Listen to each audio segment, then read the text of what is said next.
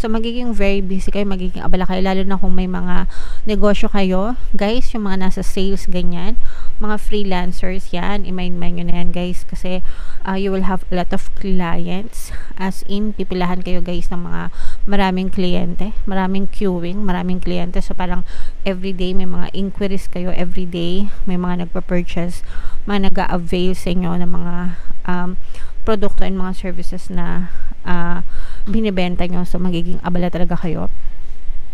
And unti-unting nakikilala kayo.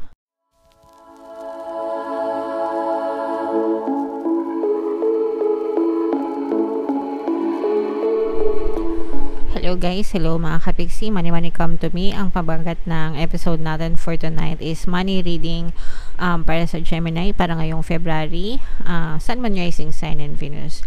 Shuffle ko yung cards guys, hanapin ko yung energy ng money at saka yung energy ng Gemini.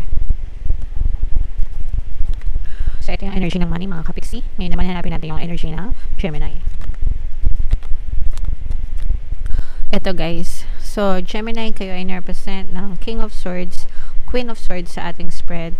Ito yung combination guys ng positive and negative energy. General reading lang guys. Pwedeng mag-resonate, pwedeng hindi. So, tingnan natin. Comment down below guys if feeling nyo naka-resonate kayo dito. Latag muna natin guys. Okay. So, eto guys, nakikita natin, ito lumabas din yung masculine energy ng Air sign, Aquarius, Gemini, Libra.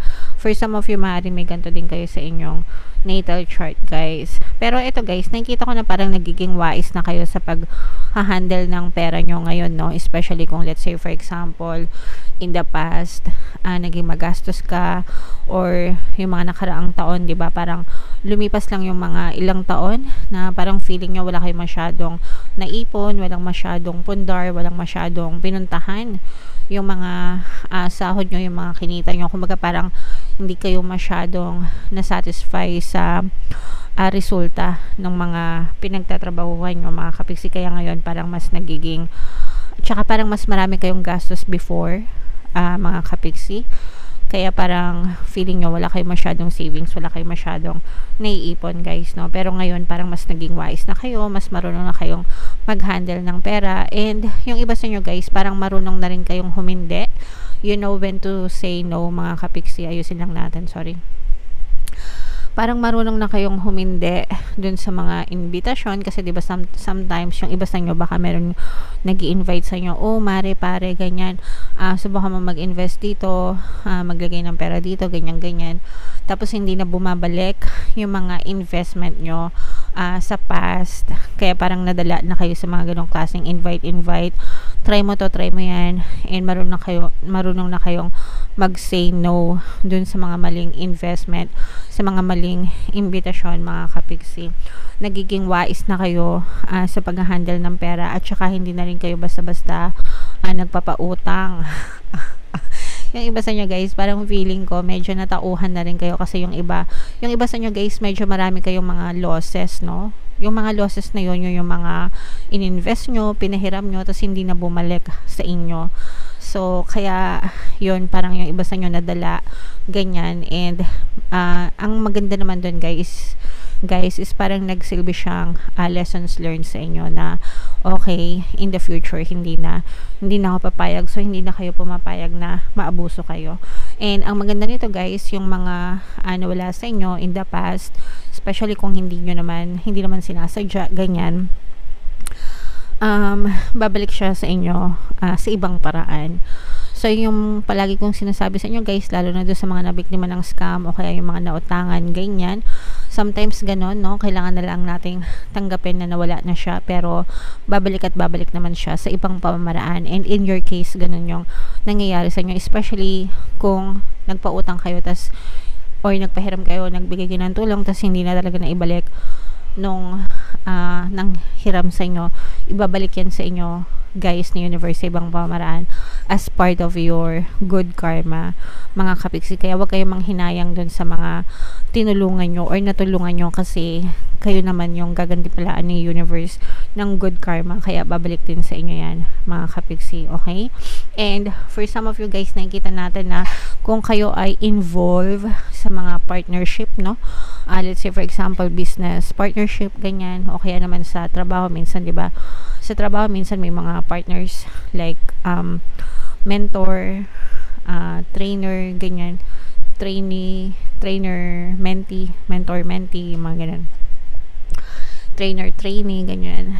Parang maganda yung partnership nyo, nagbo-bloom. Ganun din sa mga may negosyo sa mga negosyante, no? Parang nag-bloom yung inyong partnership, mga kapisi. And kumbaga parang two heads are better than one. So mas malayo yung mararating nyo kapag kayo ay nagtutulong, mga kapiksis. Yun yung nakikita natin na magiging very successful kayo sa larangan na yan. So i-main man nyo na yan, guys, sa comment section. Mine good partnership, no, business partnership, mine harmonious partnership, ganyan. Pagdating sa mga trabaho, maganda din yung inyong, yung turingan sa inyo ng inyong mga boss and mga amo.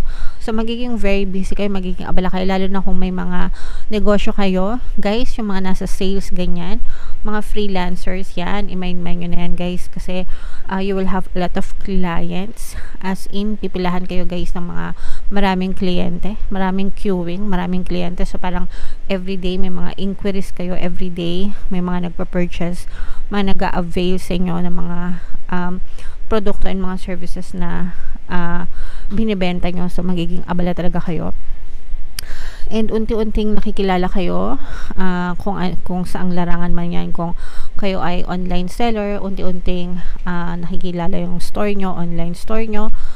Kung kayo ay nasa social media din, ganun din nakikita natin na yung mga tiktokers dyan. Kung mahilig kayo mag-TikTok or mag-Facebook, di ba? Mag-Reels, ganyan, or sa YouTube, ganyan. Parang nakikita din natin na unti-unting nakikilala yung channel nyo, yung account nyo, ganyan. So, tuloy-tuloy nyo lang, mga kapiksi. And just focus on yourself, guys. Magpahinga kayo. Yung iba sa inyo, guys, parang medyo nalulula kayo sa workload. Parang, ibig sabihin, parang sa dami ng trabaho, nalulula kayo. So, magpahinga din kayo, guys. Huwag nyo ding sagarin yung inyong katawang lupa. Importante na nagpapahinga kayo, nagre-recharge din kayo ng inyong energy, mga kapiksi. Okay? So, i-mind nyo na yan, guys, sa comment section. Yung iba sa inyo sisikat, nararamdaman ko na sisikat, or unti-unti na kayong sumisikat, guys, nagkakapangalan. So, wag nyo akong kalimutan. Sa mga accounts nyo, pakibati na lang. Hi, kapiksi. Alright, so yes, comment down below, guys, no, if feeling nyo naka-resonate kayo dyan. I-mind nyo na yan, mind success, mind pagsikat, mind maraming customer, maraming clients, mind harmonious na partnership, yan. So i-mind nyo yan sa comment section, mga kapiksi, kasi para sa inyo talaga yan, guys. Okay? So, dito naman, guys, ito naman yung ating mga money manifesting techniques na card. So, i-shuffle ko to, guys. Habang sinashuffle ko to, panoorin nyo muna yung video natin regarding sa ating paano mag-manifest ng abundance video course. Kapiksi, sawa ka na ba sa mga struggles at hirap sa buhay mo? Masipag ka ba at masikap sa buhay ngunit hindi ka pa rin umaasenso? Ilang beses ka na bang nag-attempt magnegosyo at mag-invest pero palagi ka pa rin nalulugi? Sa pagkakataon na ito ay maaaring may subconscious beliefs ka na nagiging balakid sa iyong pag-unlad at pagyaman.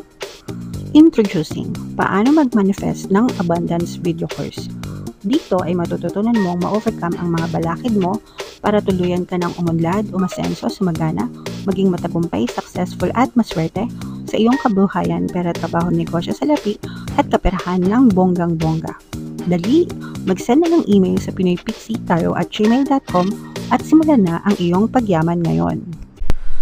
Alright, so sabay-sabay tayo sa pagyaman ngayong 2024 mga kapiksi. Mag-avail na kayo ng course guys kasi sobrang ganda talaga niyan.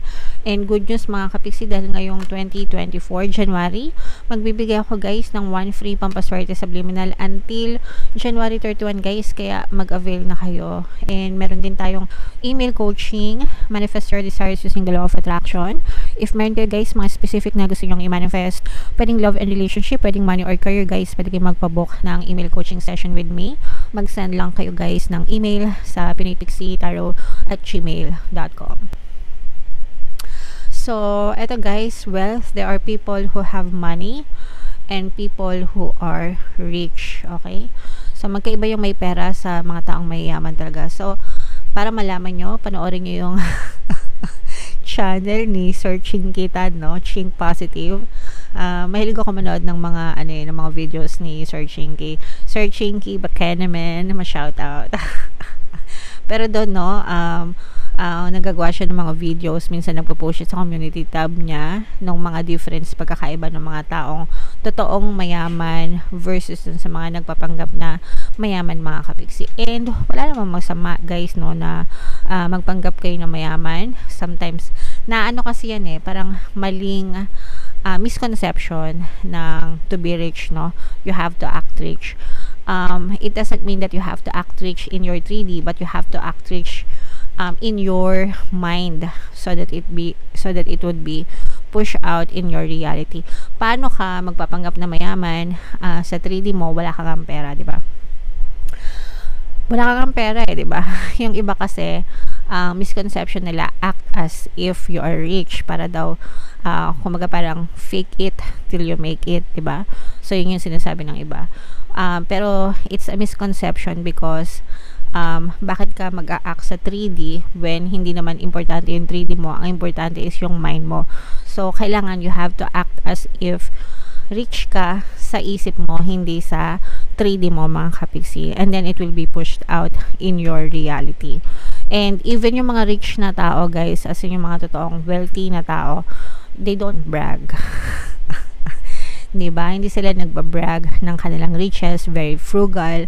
Sometimes yung mga akala mong mahihirap, sila pa yung mga totoong mayayaman, no? Yung mga ganun. Hindi sila show off.